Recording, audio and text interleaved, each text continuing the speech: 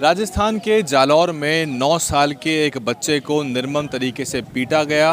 बात सिर्फ इतनी थी कि उसने टीचर के मटके में से पानी पी लिया था।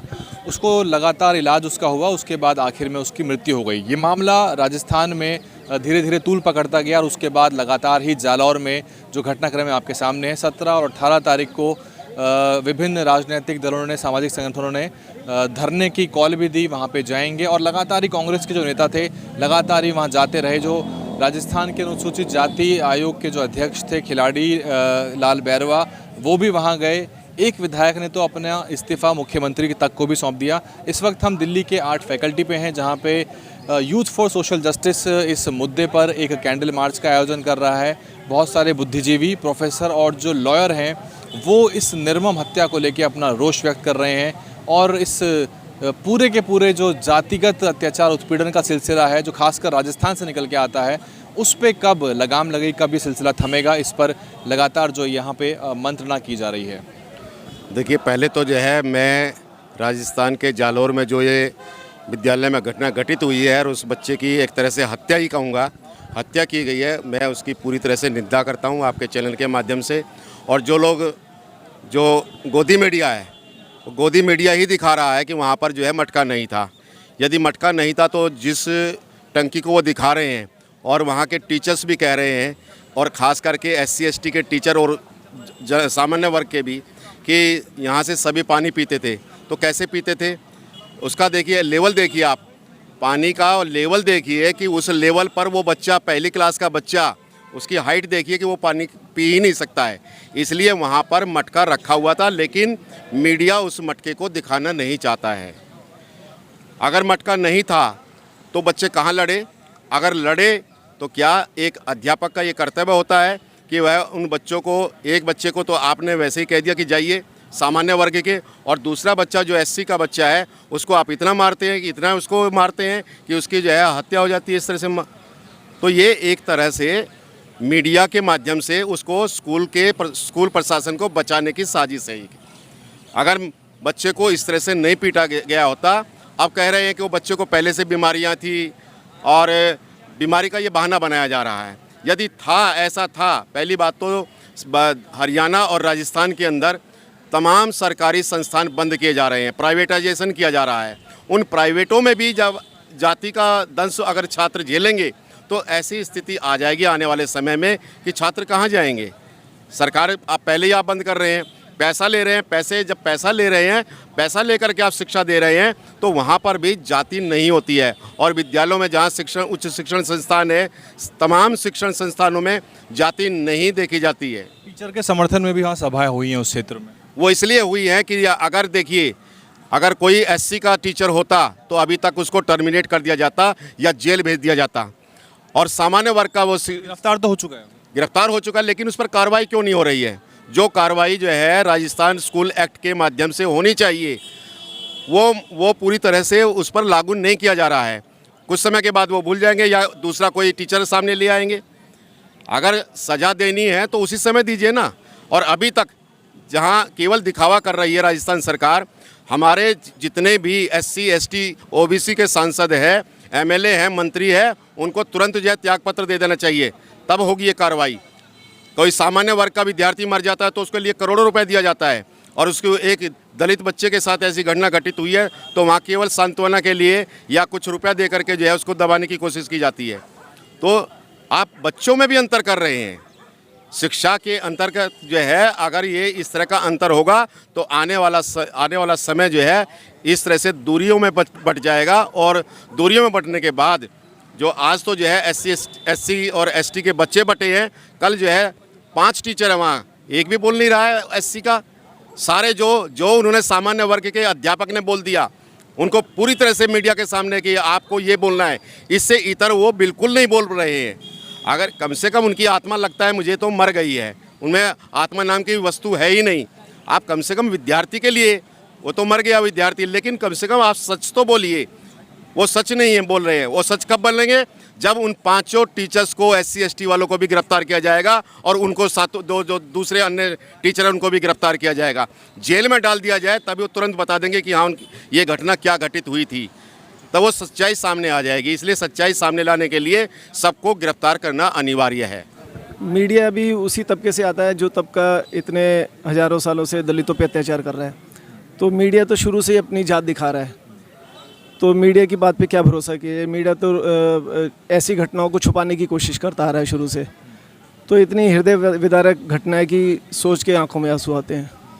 तो मैं तो कुछ कह भी नहीं पा रहा हूँ, मगर ये कौम इतनी घटिया है, मतलब पूरी दुनिया में मुझे तो इसकी मिसाल नहीं मिलती, इतनी घटिया कौम की। छात्र जो शिक्षक है उसके समर्थन में वहाँ पे सर कार्यक्रम हो रहे हैं, रैली हो रही है वहाँ पे। शिक्षक के समर्थन में रैलियाँ हो रही हैं। अब इसकी नीचता की देखो, ये तो पराकाष्ठा है। मतलब दुनिया में आपको इस नीचता की पूरी मिसाल कहीं नहीं मिलेगी। ये पूरा का पूरा ये जो अपर कास्ट तबका है, ये इतना घटिया और इतना नीच है कि इसकी मिसाल पूरी दुनिया में आप ले लो। आप हिस्ट्री पढ़ो, आज की पॉलिटिकल वो पढ़ लो, कहीं की न्यूज़ पढ़ लो, CNN BBC, आपको इतनी नीच और घटिया कौम कहीं दुनिया में नहीं मिलेगी जो कि अपने ही देश के लोगों को जन्म के आधार पर नीचा समझती है और भेदभाव करती है, और फिर उस पर गर्व भी करती है, और जब ऐसे कुकर्म सामने आते हैं उसको छुपाने की भी कोशिश करती है। तो अब इस पे क्या बोला जाए, इस नीचता के ऊपर? इसके लिए तो मेरे पास शब्द नहीं है। कन्हैया लाल का मामला था तो सरकार ने 50 लाख का मुआवजा तुरंत दिया था बिना मांगे, यहाँ पे 5 लाख का मुआवजा सरकार देती है। वो तो भेदभाव दिखाई दे रहा है ना। अब वहाँ यूपी में भी ऐसे ही हुआ था, कौन तिवारी था, उसको 1 करोड़ क्या नौकरी मिली थी। वहीं हाथरस में शायद 5 लाख या 10 लाख उस टाइम भी ऐसा ही हुआ था। तो ये तो दिखाई दे रहा है, क्योंकि सरकारों में भी वही हैं, सरकार भी उन्हीं के कब्जों में है, मीडिया भी उन्हीं के कब्जों में, जुडिशरी भी उनके कब्जों में है। तो ये भेदभाव तो ऐसे होता ही रहेगा।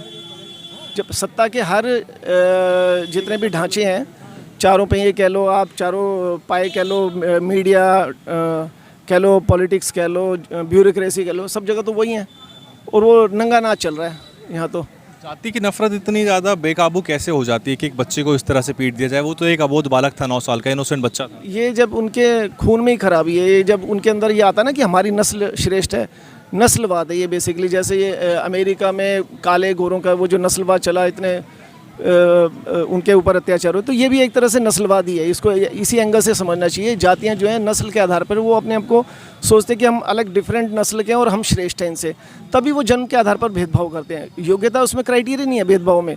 अब देखा जाए तो योग्यता के नाम पर टीना डाबी IAS टॉप की, अब वो तो दलित कम्युनिटी से थी।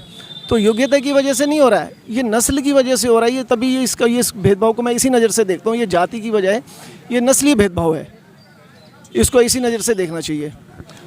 हो सकता है कि कल को ये भी कह दें कि वहाँ स्कूल भी नहीं था, वहाँ शिक्षक भी नहीं था, वहाँ पर ऐसा कोई मुद्दा ही नहीं था, ऐसी कोई कहानी घटी ही नहीं।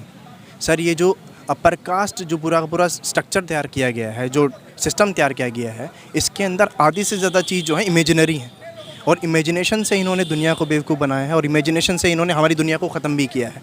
तो कल को अगर आपको इस तरीके की चीज़ें नज़र आएंगी, हमेशा से ऐसा हुआ है। रोहित वेमुला जब उसने आत्महत्या की हैदराबाद में, तो बाद में SC और OBC के बीच में टसल पैदा करने के लिए लोगों ने कह दिया कि वो SC नहीं था, वो OBC था, वो ये था, वो था।